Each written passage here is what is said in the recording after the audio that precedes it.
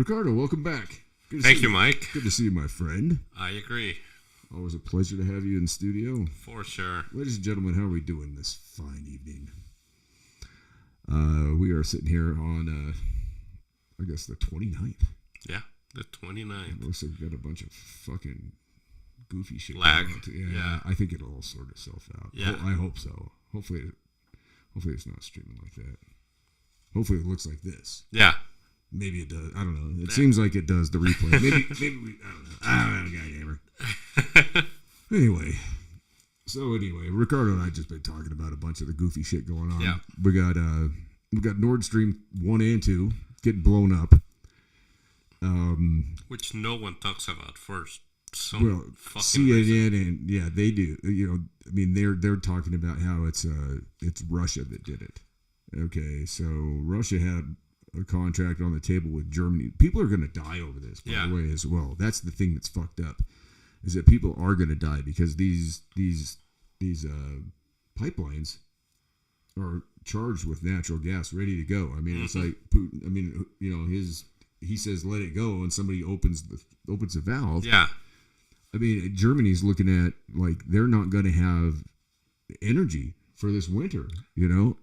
And you can't cut firewood over there because they're all in the environmental can't cut firewood.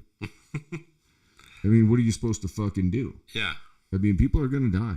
The elderly are going to die. There's going to be a ton of people without power. There's going to be blocks of time where you don't have energy. And I mean, we're going to have that here too. I think we're in trouble here too. I mean, it's ridiculous, you know. And we shouldn't be. The United States has more gas and oil than any other country. Yeah. And we're not doing it. And they say, oh, it's, you know, Joe Biden. Oh, well, no. I mean, that mushhead. Did you see what he said the other night? Oh. He was at a teachers union and giving a speech, okay? So I should pull this up. I already commented on it once. But he gets up and he looks in the front row and he sees this girl. He goes, you should talk to me. I mean, that's how he starts, and he goes, she was 12, I was 30. What? And then he goes, and so you have all these teachers, right, staged behind him. Like, you could tell they just got their T-shirts that day. Like, you've got these little wishy-washy, like, you know, male teachers that just look like the biggest fucking pussies on the planet. I mean, these guys look like fucking sissies. Like, straight up, you could just jack these dudes. Like, I mean... You know, and they've got their brand new T-shirts on over their collared shirts, right? And you could tell they've been coached. They've been given their signs. Yeah. They're supposed to laugh. And the mainstream media, they only focus on these people behind. And you could tell so you got a Hispanic lady on Biden's left shoulder, right? You've got like a white dude with a beard that looks like the teacher off of Beavis and Butthead. Like the lesbian seagull. That guy. Yeah. He's sitting there. He's got his shirt. He's got his collar. You know. And then you've got like an Indian guy, dots not feathers, and he's got his collared shirt with the brand new T-shirt. And they've got these signs that somebody obviously gave them, and they were coached. They were like, "Listen, you need to get up here. Whenever he says something, you guys laugh." Yeah. You've got a black woman with a big afro right behind him. You've got another the black women are like strategically like in a and they're all just roaring. This guy just said she was 12, I was 30, and these people are roaring, laughing like these are teachers. Yeah. And this Hispanic lady that's sitting there, she starts laughing like she's playing, and then she has this moment where she's. Like she gets this look like, did he just fucking say that? Yeah. And she's like, look, I mean, you could see it. And she's just like, what? I mean, she started off kind of like with this fake like toothy smile, and it was like, like she realized like what he had just said. I mean, how fucked up is that? Can you imagine if Trump said that to a female sitting there at a speech? Yeah, no. This dude is off the chain, man. Did you see him when he staggered around the other night and he couldn't figure out where he was at? Oh yeah, I did see that. Jesus Christ, he's looking around, and then he looks at somebody and he points with both fingers like here's where I'm supposed. And then somebody acknowledges him. He like starts walking towards him like somebody help me.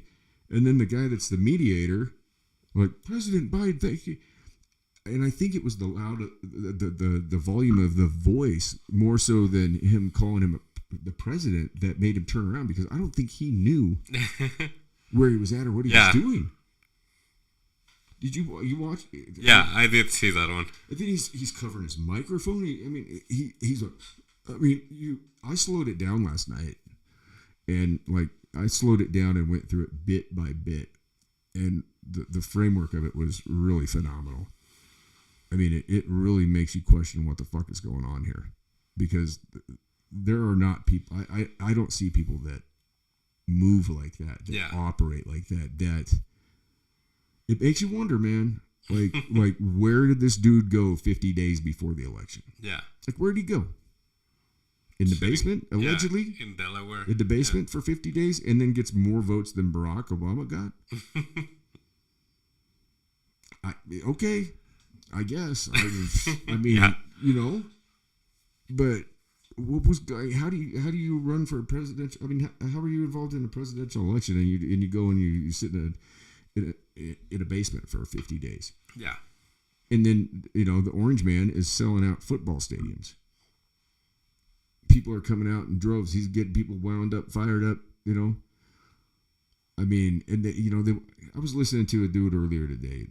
These were two black men speaking, and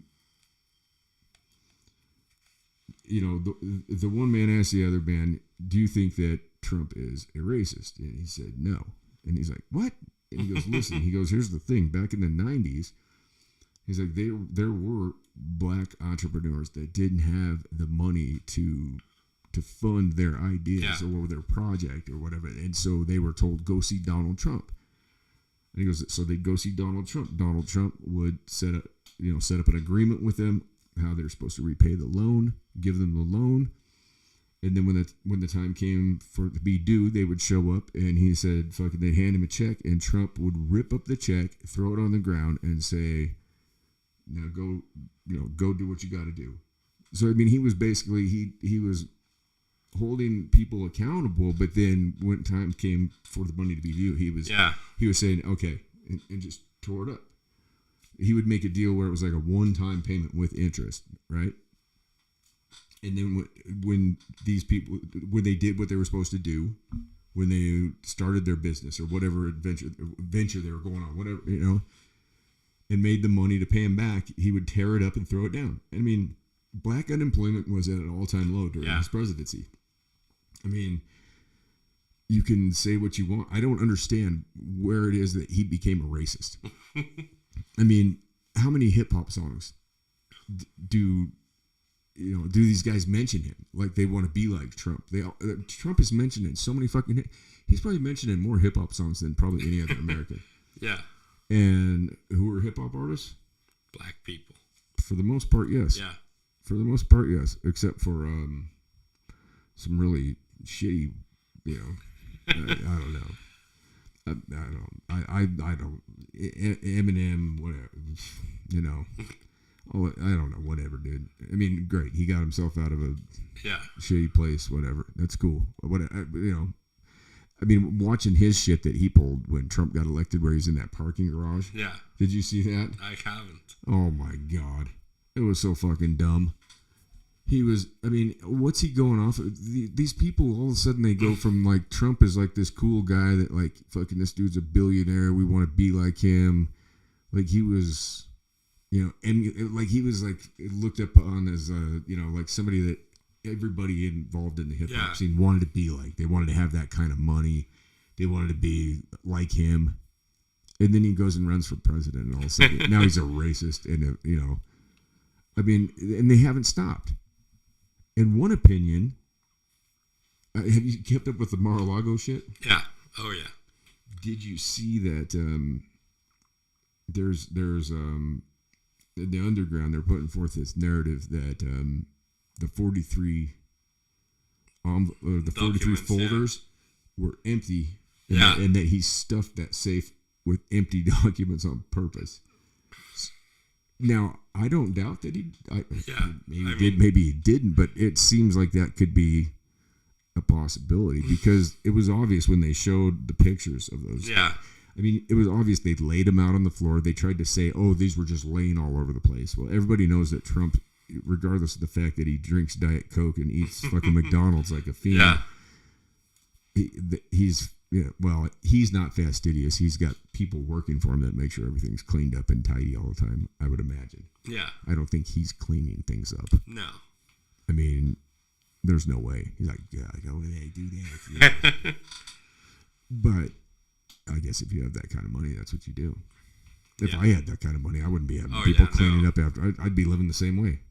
I mean, I don't know. I don't think I'd be doing anything different. Oh, yeah. I mean, maybe. I mean, if people are going to do it for you, it's like, right. But I mean, not? I'd never hire anybody to clean up after me. I don't know. It's weird to think about that, to have that kind of money. I mean, what would you do if you had that kind of money?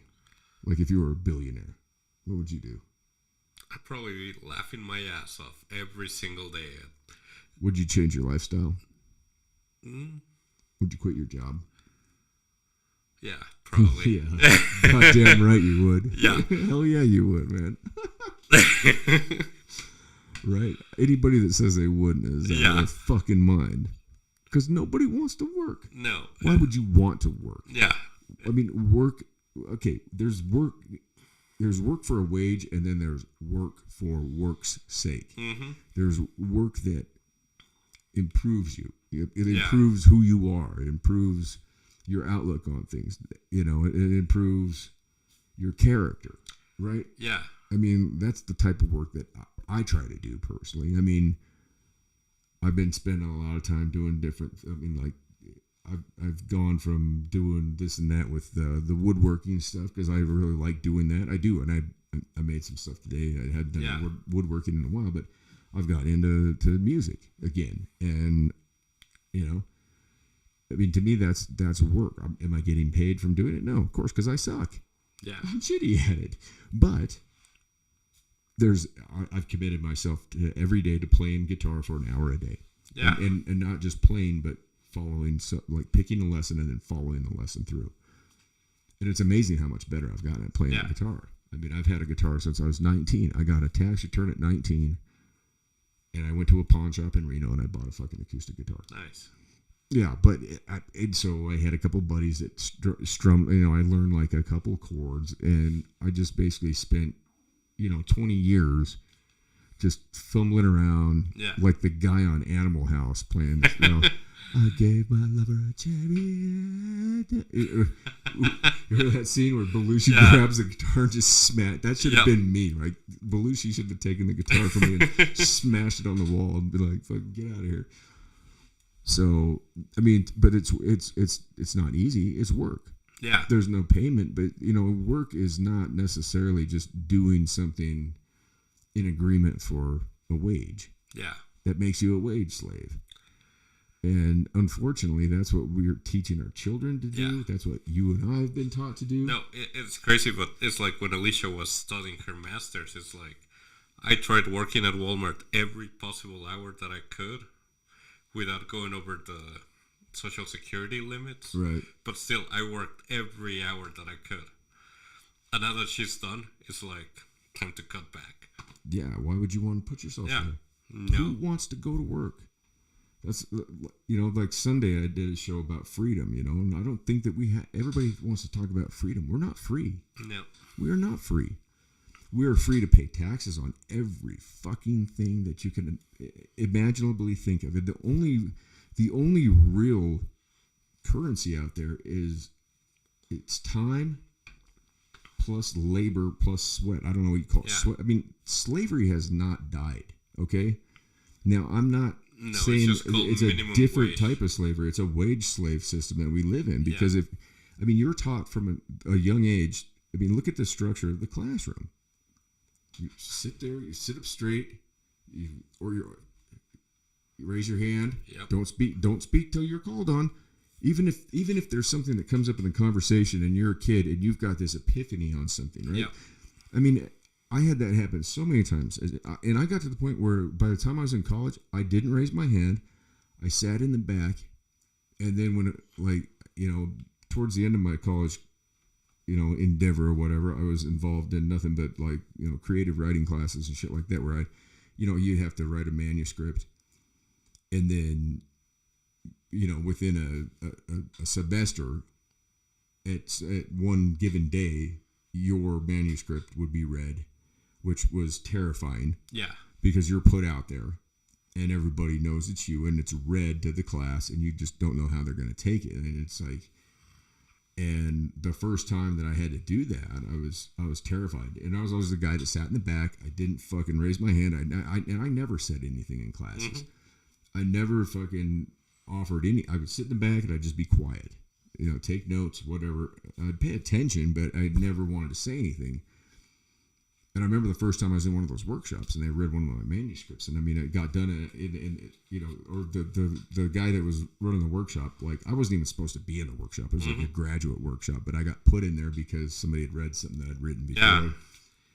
And so I was, and he was like, "We're gonna have to take like 2 days on this thing," and I'm like, "Oh God!" I'm like, "Does that mean they're gonna just fucking really tear it to shreds?" And he's like, "There's just so much here that we've got to take 2 class periods." So and he apologized to because the way the format of the class was, somebody submitted, on like Monday, and then everybody in the class took the manuscript. Like, you had to bring the manuscript in, so everybody had like Monday night, Tuesday night to read it. Yeah. And then on Wednesday, I mean, you'd have to get up and stand in front of the workshop and listen to these people critique you. Yeah. Which was terrifying to me. And I was, but I mean, I got up there, and I mean, it was like the first time it happened, I was just like, holy shit.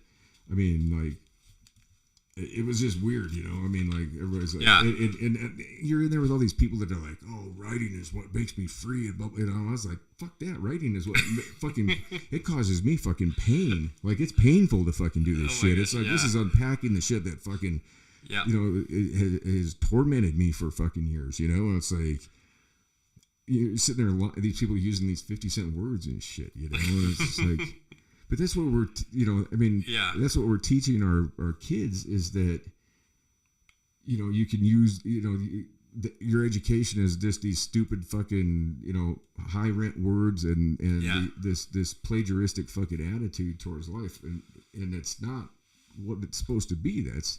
It's not what education is supposed to be, And no, I agree. Cause I only took finance classes, but it was I can't even imagine. It was like high finance. It was like crazy. Dude, that had to have sucked. Even as an undergrad, I was going to the finance classes for master's degree with my professor, and I was like, holy fuck. That had to have sucked, though, studying for that shit. I mean, I liked it. So, okay. Yeah. Oh, well, fuck. My roommate was a business major, and one night, because I was a creative writing major, he was a business, and I'm like, dude, let me see what it is that you're studying over there. Like, we're sitting in our living room, he's got his books and shit. I'm on my like, we had 2 couches, like, with our coffee tables that were ours, because we'd just sit out there and, we'd put, like, music videos on, and we'd sit there and do our homework and just, like, not talk, but it was, it was kind of how we did things. Yeah. And I'm like, let me see what you're reading, He hands me this fucking finance book, and I'm like, what the fuck is that? But then I handed him, I had some kind of a fiction journal. I handed him what I was reading, and he's like, what is this? Like, we didn't see things the same, it was funny. We had a good laugh about it, but, I can't imagine. But he couldn't imagine going and doing what I was doing either, I mean, his brain was wired. I mean, everybody's wired differently. Yeah. No, which I think that at that point in time that higher education probably still had some merit, but I don't see it as having much merit. Like, for example, when I came home from prison, I've got an ankle monitor on, right? And I decide I told my probation officer that I'm going to go back to school. I said I'm going to make the dean's list, blah blah blah. And he's like, "That's you're shooting a little high." And I'm like, "No, watch." And so I went and I got I got a 4.0. Got a full ride scholarship for the next semester. But for some reason, they put me in a freshman communications class. And I'm looking at the ladies at the fucking, Yeah. at the registrar's office, whatever, you know. And I'm like, And you're like, I'm like, why I'm on like, earth? I'm like, you have got a folder with. I had like 256 fucking college credits. You know, I mean, I'm like, you know, Why I'm am like, I in this you're putting class? me in Yeah. a freshman communications class. And she's like, well, you'd never have taken it. I'm like, but wouldn't Yeah. you think that graduate level fucking writing workshops? Yeah, it's like, fuck. Like places where I had to get up in front of fucking an audience and read my manuscripts. Like, wouldn't you think that would suffice as Oh, yeah. communications? And they wouldn't budge on it. So I go in this freshman class, right? And I'm in there. I'm fresh out of prison. Got the ankle monitor on. I'm wearing long pants. I don't want anybody, and like every once in a while I get caught like crossing my leg, and then I see the thing, and I'm like, oh. And these kids that were freshmen in there, they couldn't read sentences. Yeah. They had a very difficult time with if we're talking about a 4-syllable word, they could not. They would fumble all over it. And I'm like, what are these kids doing in college? Yeah. It's like it's nothing derogatory towards them. It's just like now everybody goes to college. Yeah. It's like going to high school too. Yeah. Like I know growing up, like I knew that I didn't, and I graduated with like a 3.21. So, I mean, I was an honor roll. Yep. But I didn't. Those at that time those grades didn't matter enough to get you an academic scholarship. Yeah. I knew that the only way I was going to go to college and get out of this town was because I could fucking swing a stick and I could hit a ball. And I could throw a ball really fast. I mean, no. You know, I mean, but you got there and it was like you were with, you know, kids in classes. I remember going and taking the math placement test my freshman year. Yeah. I spelled abacadabra on the on the Scantron. Remember the Scantron? Yep.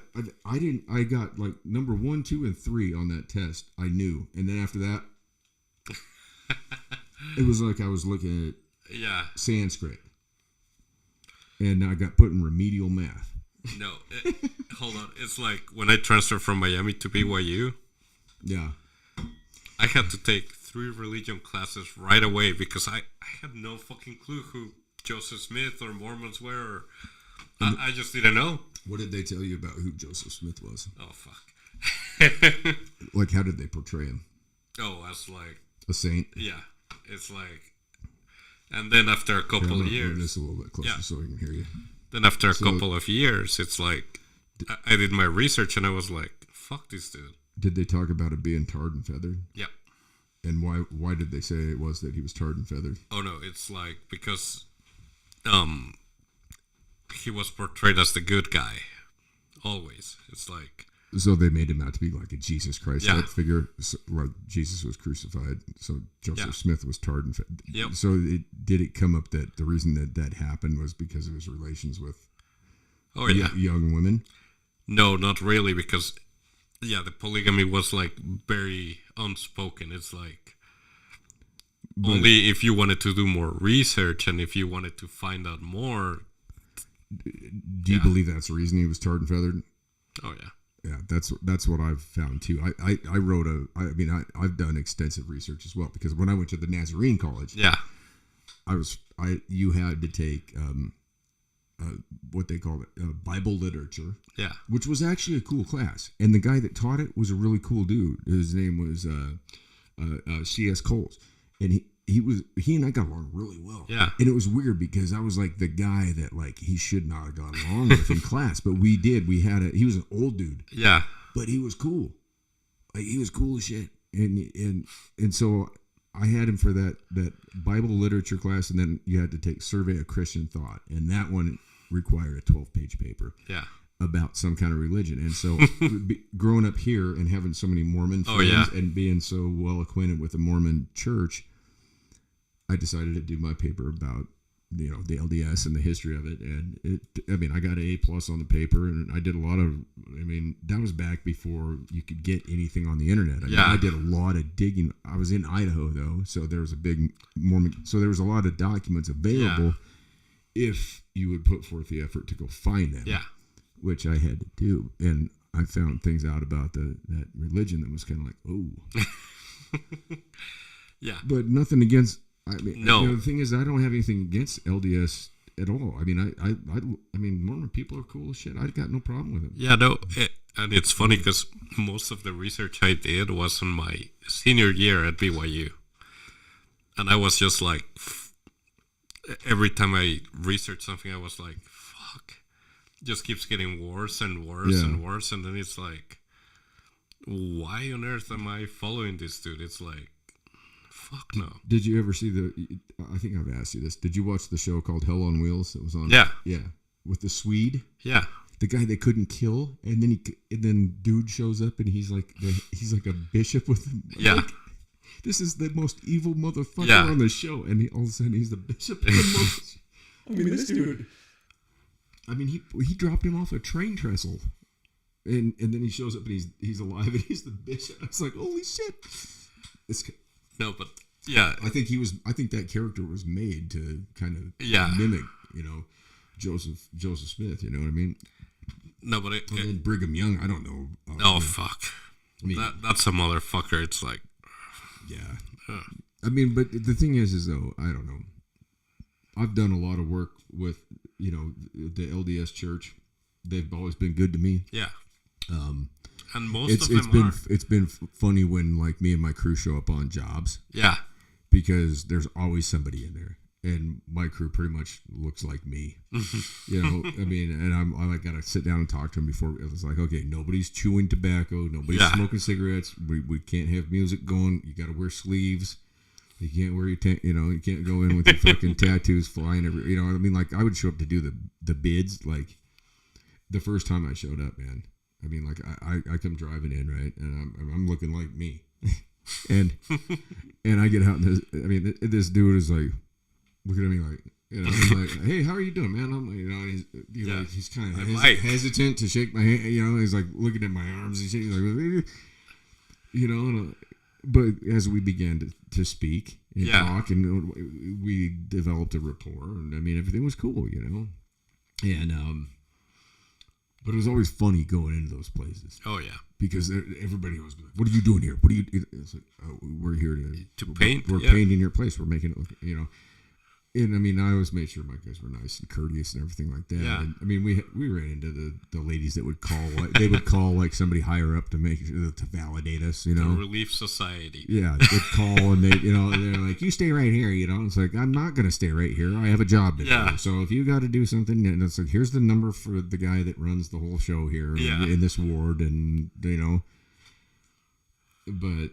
That was certainly but I don't have anything bad to say about the people of that church. I don't. I mean, really, I mean, certainly I was judged a number of times just based on my appearance, but after speaking with the people, but that people get so offended when you're judged, right? Like you get judged, and all of a sudden you want to fuck. You're like, fuck you. Me, somebody judges me, they look at me like, look at this guy. He's got long hair. He's all tattooed. Yeah. It doesn't bother me. It's like, to me, it's like I'm gonna win this person's approval, and I'm gonna show them that I'm just like them. And you walk. I mean, I can go up to any pious person on the planet. I've always said I can drink with bikers or bankers. Yeah. And I mean, I've still got it. I mean, I was getting invited to the like the Christmas things and shit like that. And I'm like, I don't think I'm gonna be here for that in the multicultural center here. I painted it for you, but I don't think that I'm sorry if things going on. It's like, but I mean, I was, it was nice of them to make that offer because I was certainly not somebody that should be sitting in there at their. I mean, can you imagine me in a Mormon church? No, but let me say, like, 95% of Mormons are like.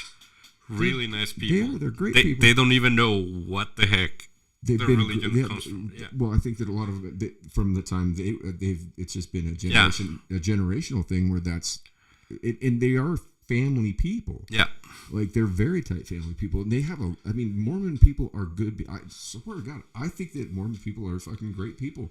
I do. I don't. I just think that there's a lot of things that they were perhaps misled with. But they're just a quote here is like 70% of the people that I studied with have left the Mormon religion. Really? Yeah. Yeah, I can understand. I can believe it. I just think that I mean I think that they've been you've and I was much the same. I grew up in a Pentecostal speaking in tongues carnival tent like kind of religious thing, like praying in tongues, like oil on your head you're supposed to fall over. That's when I stopped, when I was 12 and I had to go into the meetings with the big people. Yeah. And the dude's walking around, he's doing this thing with the oil where he's putting it on and like the people are falling, they're calling it being slain in the spirit, they're speaking in tongues, right? And the way I would watch it start, it would be like some fat lady would start going, and then there'd be another fat lady, and she'd look and see her, and so she'd have to walk. So it was just, and they didn't understand. And I mean, they called speaking in tongues, it was the gift of glossolalia. And in the Bible, where they actually spoke about speaking in tongues, it was at Babylon when they were building the Tower of Babel, and you had all these different people that couldn't communicate. Yeah. So the speaking in tongues was that they came up with a common language so they could communicate with one another. It wasn't about just speaking some gibberish. Yeah. And so the way that these Pentecostals, that they put it forth was that this is your spirit tongue, and no one else can understand it but God. And so these people would just start just doing this. I swear to God, some of these women the women were the worst. So I'm sitting there one day, I'm 12 years old. Now all of a sudden I got to be in the big congregation. Right? Yeah. And I'm standing there, and my dad's one of them that's catching the people that are falling over. Like you get hit with the oil, you fall over, and you start blah, blah, blah, blah. And I'm watching them come towards me, and I'm like, and I'm thinking in my head, I'm like, what's going to happen if what's going to happen if this dude touches my head and I don't have this reaction? Yeah. Right? I'm thinking that. I'm like, what am I going to do? And he gets to me and he looks at me and he's like, Michael, my son, and I know, and he says his thing in his own little spirit language. I couldn't understand it. And he takes his finger and he puts the oil and he puts it on my forehead, and I just stand there. And I look over and my dad's standing there like he's one of them waiting to catch me. And he gives me like this, like fall, take the dive. And I just sat down in my seat. I put my head in my hands and I start crying. I started crying because I felt nothing. Yeah, there was nothing and so I thought I was evil, right? And so, but at that point, I never went back. Yeah, like they would go to these things, and I would. I would get threatened. I'd say, you can do whatever. You can beat me. But I'm not going. I'm like, I'm not participating in this because it's bullshit, And I mean, if that's what it takes to make you be a good person, then, hey, all the best to you. No, so hold on. It's kind of silly, but it's like after I started doing research on Mormonism and I found out all these things, I went to my wife and I was like, hey, this doesn't make sense. And I feel so bad for her now. Yeah. But at the time, she was like attending Brigham Young University. And how do you react when your husband is telling you this is all false? Yeah. And your classroom teachers are telling you, no, this is all right. So it's like, well, not only that, but the whole upbringing, the family, and that's what's tough is like when you're inundated with that stuff as a kid. It's difficult. That's why I had a hard time because, I mean, going through that as the oldest boy in the family, my two brothers, like, tried to tell me that, they were like, you're slipping away from because they were brainwashed into it for a long time. Like, they got homeschooled. I was old enough that I was like, no, I'm not doing homeschool. So my two younger brothers were, but I wasn't. And it was obviously a Christian-based homeschooling curriculum. And like they would try and have whatever the fuck you call it, interventions. Oh my God. Because I would listen to like secular music. Like there was times when I went home for lunch and I'd be inside the house making a sandwich and I'd look out and I'd see my mom with my tape case throwing my tapes in the fucking canal. What? Yeah, like Pearl Jam, Alice in Chains, shit like Nirvana. Pearl Jam was devil great. Music. I mean, like I was allowed to listen to like all the Christian whatever, like Striper. Oh my God. And like that's what they were trying to inundate me with, and it's like, dude, I'm not, no. Yeah. And so like that's why with my son, I've never ever censored his music. And he came home with a fucking nose ring the other day. Yeah. And he's like, Dad, don't be. I'm like, did you get it done? Was it done sterile? Was it done by somebody? And he's like, yeah. It was, my friend's mom had hers done. She was there. Oh my God. And it's like and that. so I'm like, I wish she would have called me. And Yeah. but am I going to be a hypocrite? I mean, look at me. Am I going to be a hypocrite and be like, no, you can't? I mean, I've had everything pierced too. I've had my eyebrows, my tongue pierced, my nose pierced, nipples pierced. I mean, I mean, yeah, and I'm covered in tattoos. What am I going to say? Like, I did it when I was talking to my mom about it today. And happy birthday. Well, that's the 29th, but I went over there to see her, and I brought Jax, and he had and I told her beforehand. I said, no, he's got a thing, and she goes, oh no, he pierced his nose. I said, yeah. I said, but don't trip. I said, it's fine. And she goes, I know, I made a mistake. She goes, when you were that age, because when I was 12, I pierced my ear. Yeah. Just a stupid, I got this piercing stud from my friend's sister, right? I was like, I want to pierce my ear. And she gave it to me like she'd been to Claire's or whatever at the Billings Mall. And so I took the thing and I went home and I'm sitting there in the fucking mirror, right? And I'm like looking at myself and I'm like, I'm going to do it. And I just grabbed the thing and just... no rubbing, no sterilization, no nothing. So I pierced my ear. And then so my mom wouldn't see it, so my dad wouldn't see it. But he was working nights, so I never really saw him.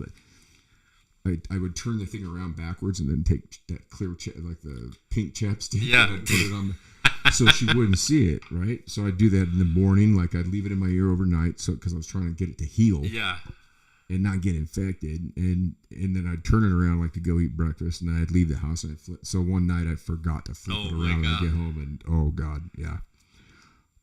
You know how, I don't know, but my mom carried change in her purse, right? Yeah. Lots of change. That thing was and so I come in and I've got, and she sees this thing in my ear. Oh my God. I'm 12, right? And she's just like, what in the world is that? Sit down, young man. I'm like, oh yeah. So I sit down at the table, right? And I smart off, and she reaches down and grabs that purse, and it was like those guys in the Olympics that throw that hammer. Whack! And I went over the back of the chair. I'm laying there on the ground. I'm like, oh fuck! She takes the thing away from me. What do? I go out and I do it again. And so Jax comes in the other day, and he's got this thing in his face. He's got this hoop. I'm like, dude, I don't care, but I'm like, take it off today. Hoop. I'm like, the hoop.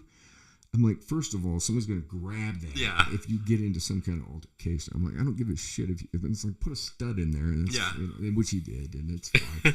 I couldn't care less. I did the same thing. Yeah. And when that's what I see with.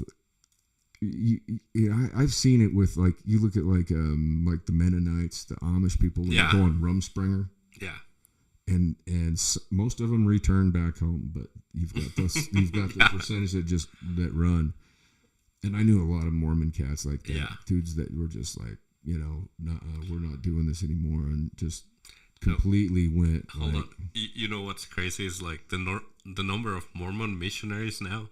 It's 20% of Mormon men who go on missions, compared to being 80% when I attended BYU. Wow.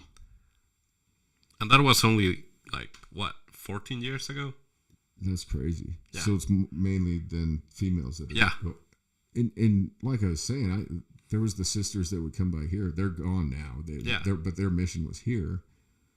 And they would show up. The first night that they showed up here, I just got home from work. And, I answered the door, and they're looking at me and they're like, hello, sir. And I'm like, and so I'm like, what, you can't read? I'm like, didn't you see the no soliciting sign on the door? Yeah.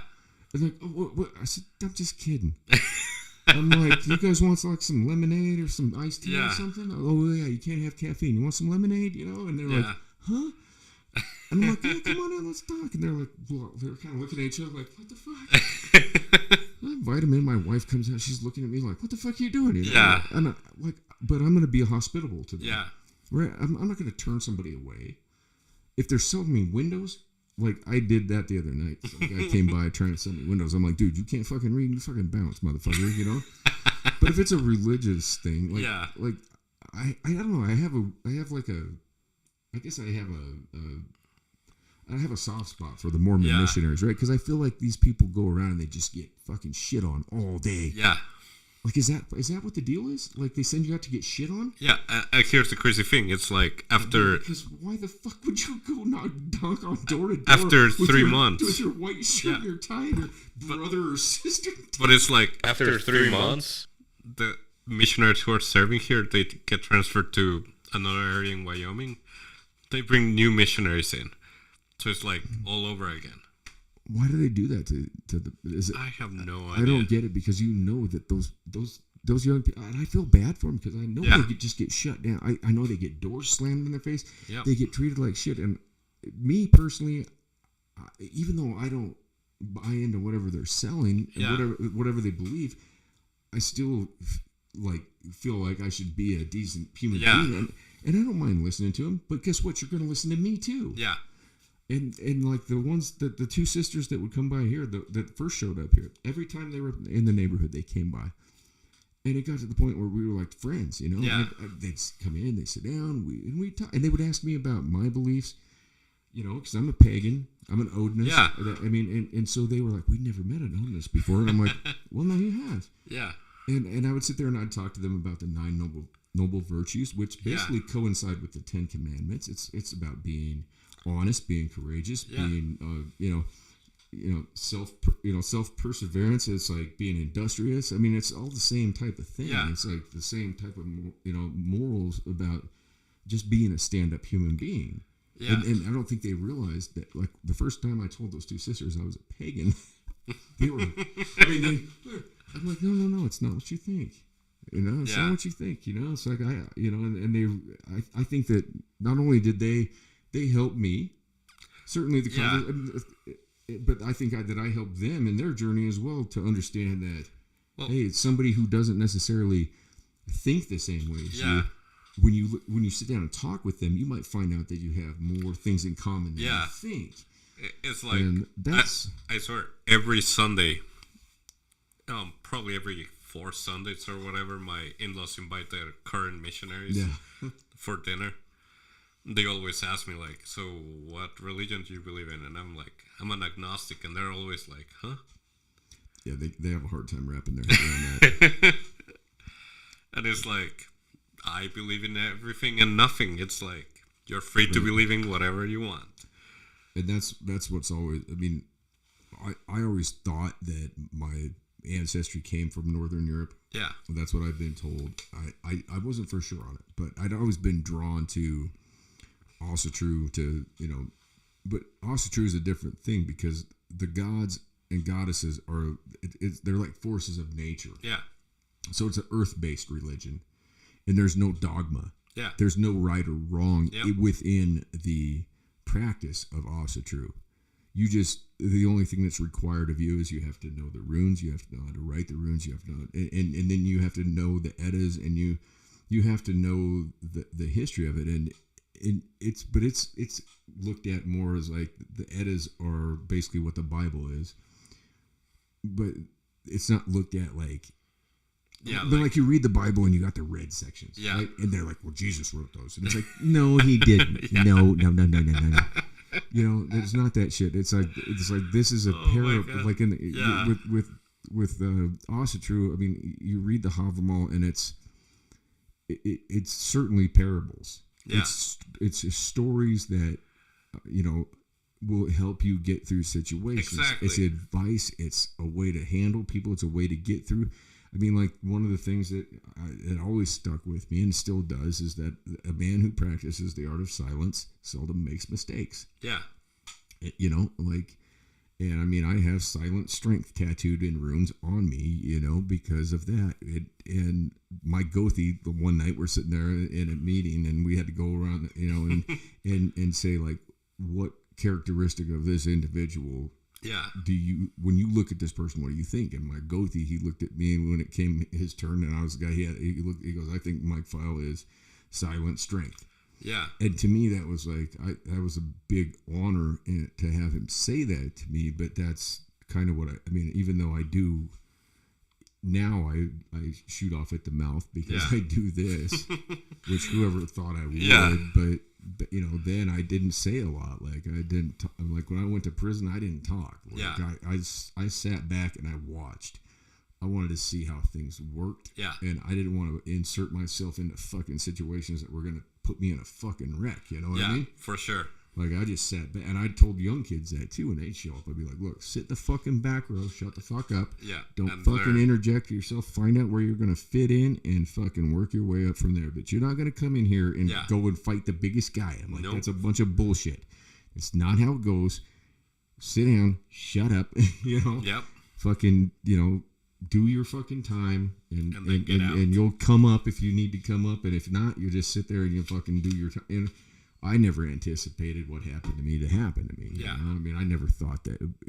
My best friend Josh told me, he's like, "Oh, you're going to be running the fucking this and that for." I'm like, I'd been in for just a minute, you know. I'm like, no, dude. And he's like, no, trust me. And, you know, and then all of a sudden one day he comes up to me and he's like, you know, I told you, man. And I'm like, but that's what leadership is. Is a lot of times leadership is not being a boisterous, braggadocious asshole. It's being somebody that sits back and doesn't say shit and watches. And then when it's time for action, it's time for action. Yeah.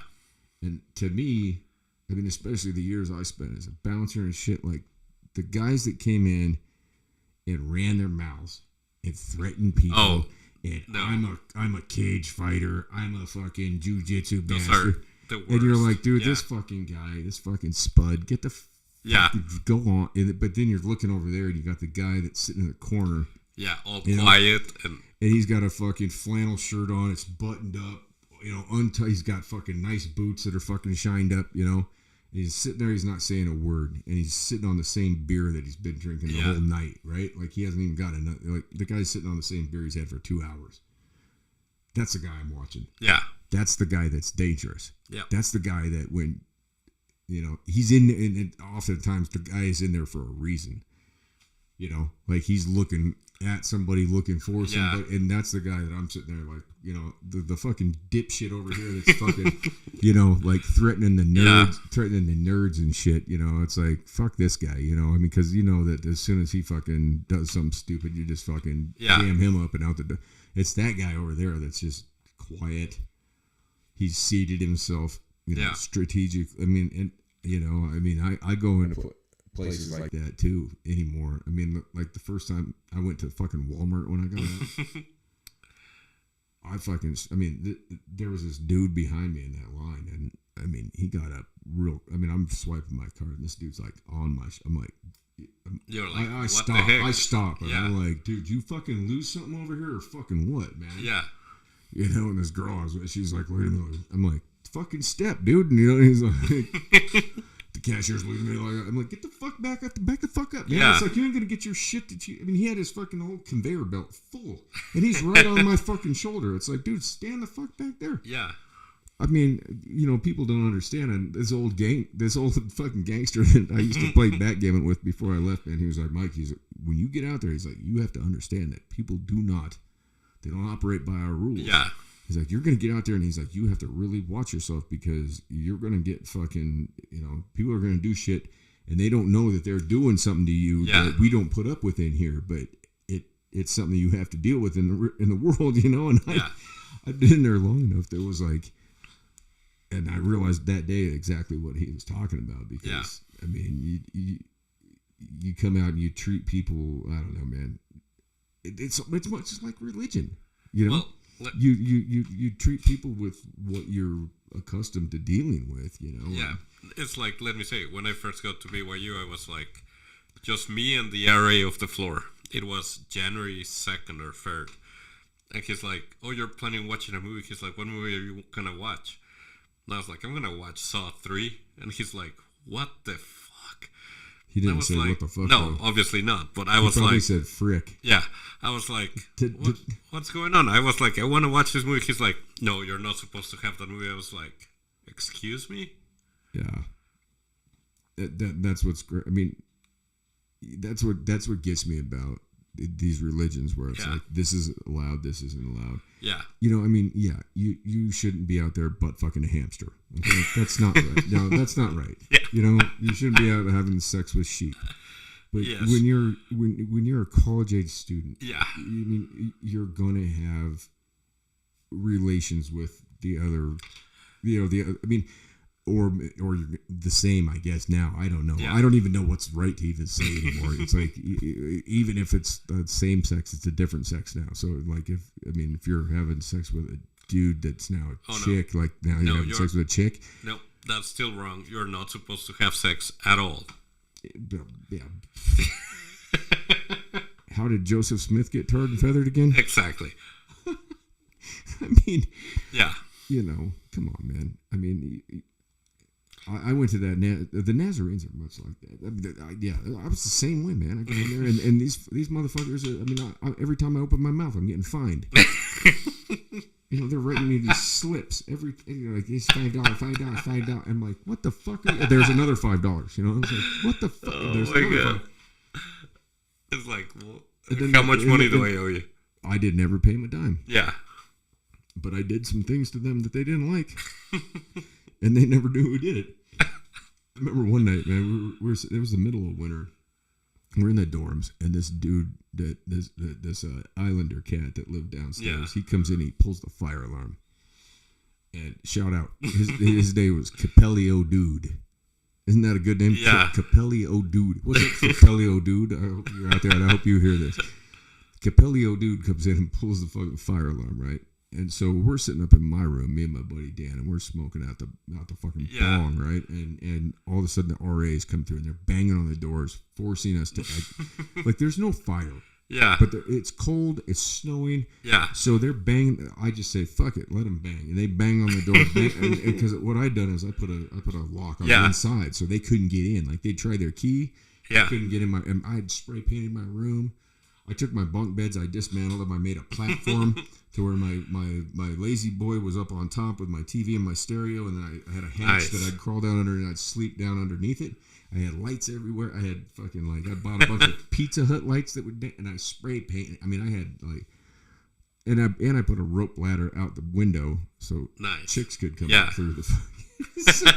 Because the first night I get there, they're like, "You're allowed to have a female in your room once a month during open house from 6 to 8. You have to leave your door open." Yeah. And I'm like, "What?" Yeah. I just came from a state fucking university. Yeah. Right? I'm like, wait a minute.